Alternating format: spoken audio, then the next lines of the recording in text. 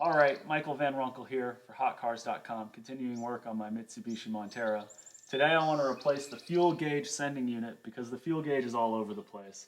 It'll say 3/4 of a tank, and then 1/3 of a tank, and then a half a tank, all in the span of 10 minutes. That's okay in town, but you want something a lot more reliable when you're doing a longer trail or a longer trip. Apparently, this is a pretty common problem on Monteros of this age. It's 25 years old, and it's got 227,000 miles on it.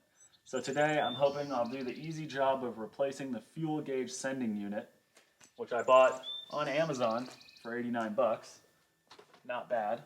It's supposed to be a pretty easy job, and I'm hoping I can get it done today. And then I want to jerry rig together a jerry can mount for the rear door in the hopes of carrying a few extra gallons just in case the fuel gauge ends up being a little bit inaccurate, or if I'm on a longer trip and need to fill up before getting back on the highway.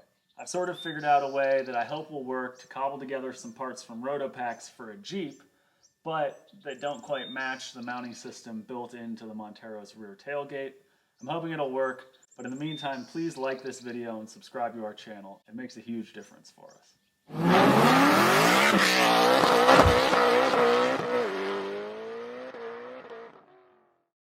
The fuel gauge sending unit is mounted right about here, underneath all this carpeting. It's a funny little thing. It just basically dangles into the fuel tank and connects with a little electrical connector here. Now, one big question is it the sending unit itself, or is it the gauge itself that's broken in the dash? I'm hoping it's the sending unit.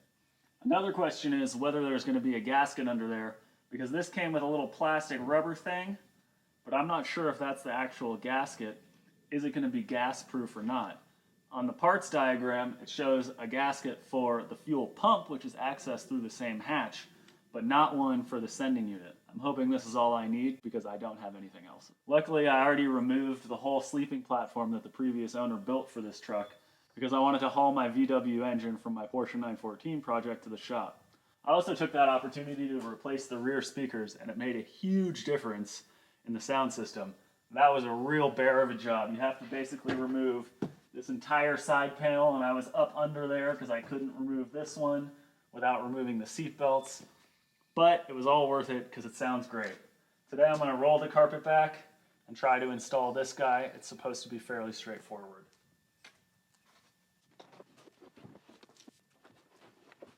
Bingo, that's the hatch. Should be accessible with just removing those bolts.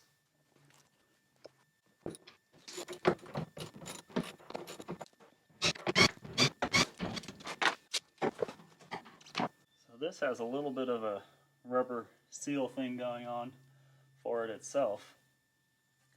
Put that to the side, and I can totally see it in here. Let me give you a better view.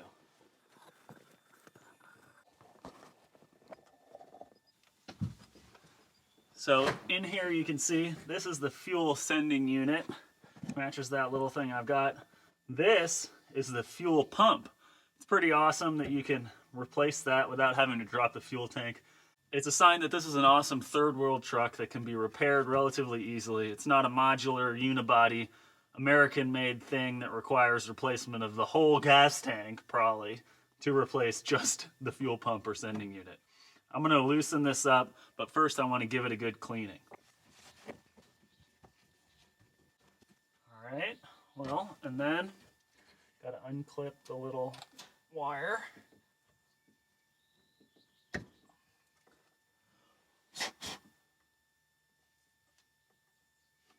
Not bad. And then undo these tiny little nuts. So this might get pretty gasoline fumy. Luckily I've got this huge door and I've got the passenger doors open to allow for slightly better airflow.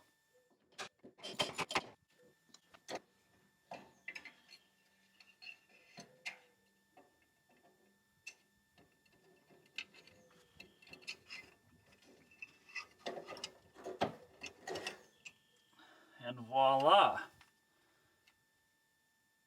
It looks pretty new. You can see the gasoline is right up at the top there, so I might recommend having about a half tank or less while doing this job. It looks like the only gasket is the one that comes on the sending unit. This guy doesn't look too old though, so I'm really hoping that this fixes the problem.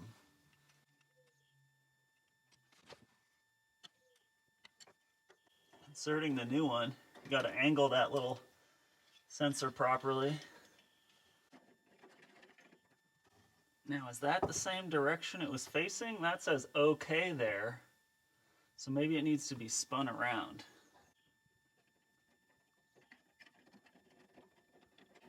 No, it doesn't like to sit down in there unless it's like this. Gonna reinstall these little nuts.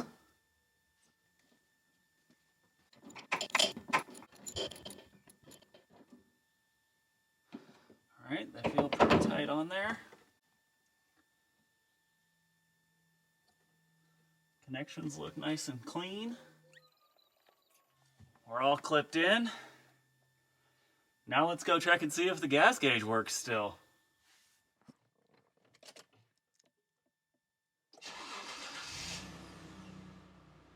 Well, the gauge appears to be working, but I think this is going to be one of those things where I'm going to have to drive it for around a week before I feel confident that it's actually showing the right amount of fuel in the tank. At the moment, I'm going to seal this back up, put it all back together, and then start working on the gas can mount.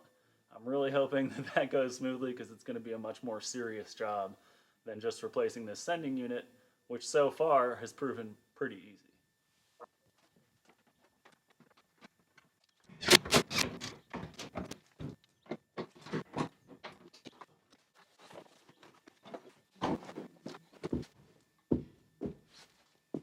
Good as new.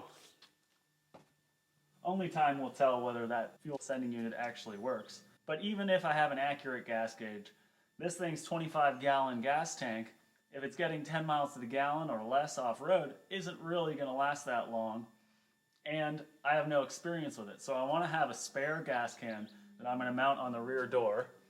I've already taken the spare tire off. But Mitsubishi built in this seriously beefy spare tire holder. It's nice. This thing actually holds the spare on as you put the lug nuts in.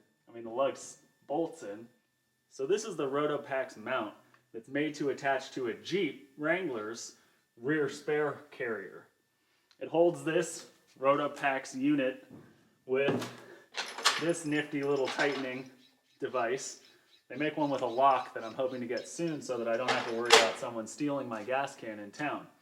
The problem is that the Jeep's 5-lug pattern doesn't match the Montera's 6-lug pattern. So I'm going to have to drill some holes in here. At the same time, I'm going to convert this to a stud system just to make things a whole lot easier.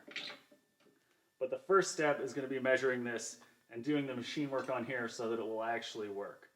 We want it to be pretty precise because otherwise this is going to rattle while it's holding on a spare jerry can, and there's a big spare wheel and tire here too.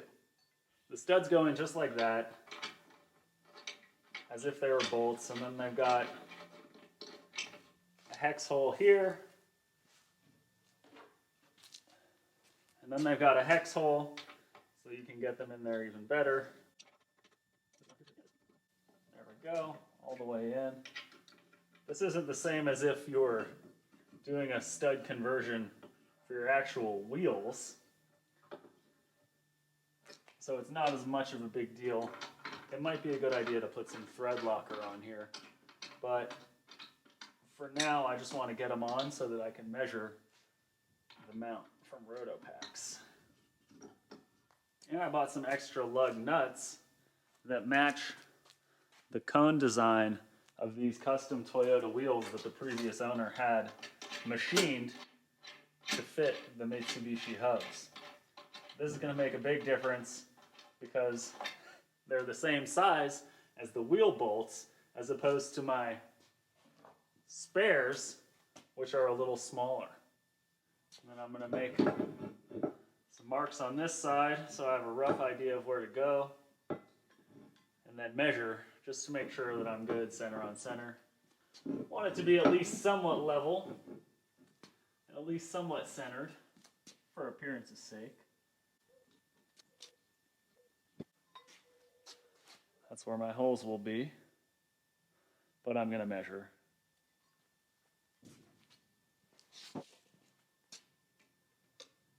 These guys are 4 3/4, pretty much on the dot, center to center. 4 3/4. 4 3/4. So I got the circles pretty good there. Just gonna make a little center mark for myself. Punch it out. And go head over to the drilling table.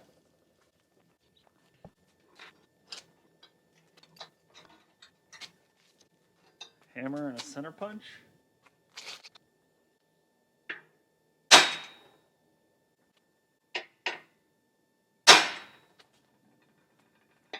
Pretty good.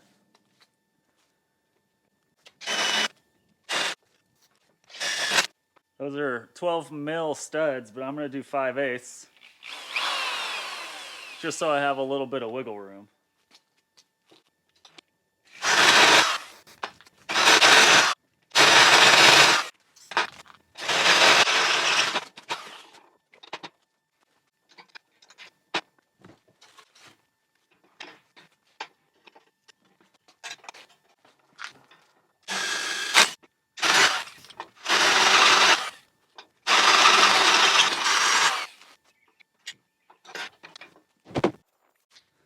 We've got our holes.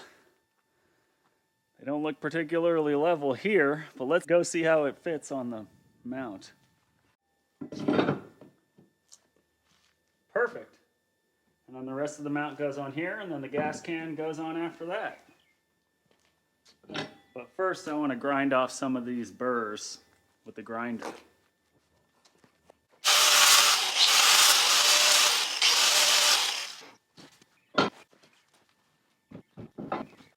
Oh man, that's a lot easier with the studs. Really like that.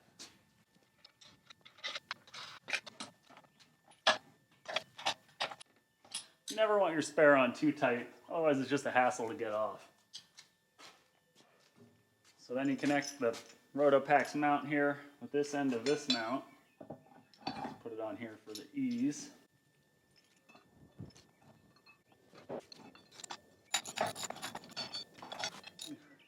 The concept of these locking and this being theft proof is fairly silly because it's just held on there with bolts and anyone with the right socket or wrench could take it apart. So there may be a welding job or just a cable to connect all this in the end. And then one little detail that you have to remember if you're using this Rotopax mount is it tightens by using an Allen wrench, which means you need an Allen wrench in your car that fits this if you want to get your spare tire off to use it ever.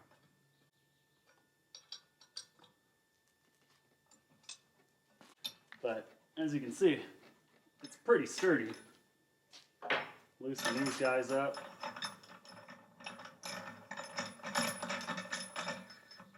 It's a nifty little attachment system. You just slide the can on there. You want to loosen the outer guy first. Get the inner guy on the little bumps. And then you tighten the outer guy.